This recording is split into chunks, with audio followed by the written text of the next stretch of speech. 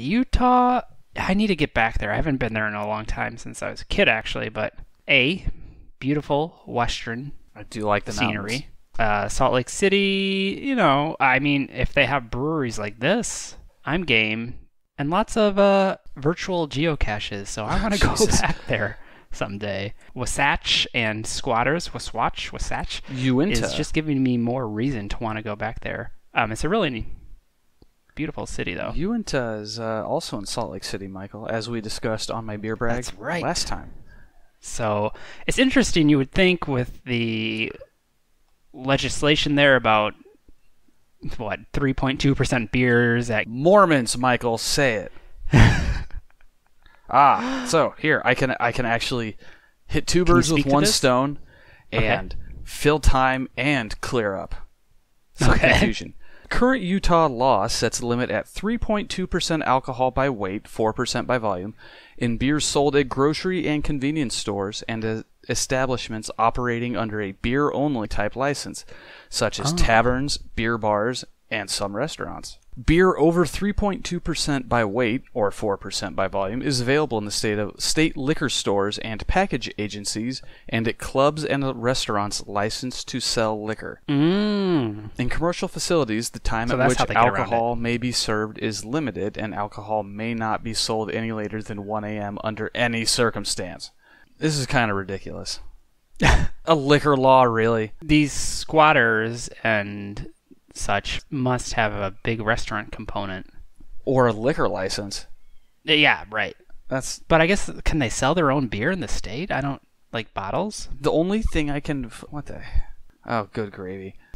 So there's not much that I'm finding on, Wikipedia about the breweries. It just...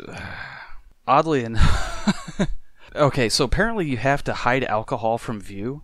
Oh. Casual restaurants like Chili's and Applebee's have had to spend extra money on reconfiguring their restaurants' layouts in order to accommodate the laws and hide alcohol from view.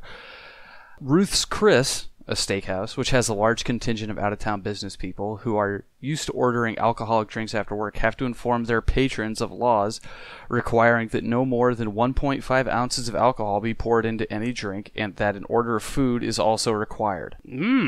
Out-of-state restaurants that rely heavily on brunch revenue would suffer due to the ban on Bloody Marys and mimosas before 12 p.m. This is insane. What? This is ridiculous. This is a mystery we'll have to untangle more. Yeah. I don't know how you could be a craft brewery in it with all those rules and regs, but sell with food and while a restaurant may be able to obtain a liquor license, they are restricted to how and when they are able to serve alcohol. One such restriction is the quote-unquote intent to dine law. Customers must have the intent to dine in order to be served an alcoholic beverage.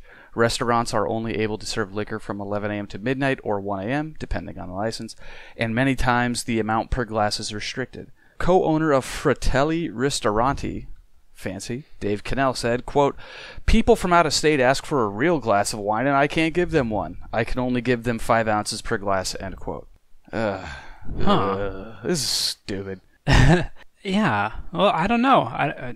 Maybe we will have to take maybe Salt Lake City will be our first American Pale Ale field trip outside our respective states. I kind of don't want to. That sounds horrible. Yeah. It's like we have to take a covered wagon out there or what?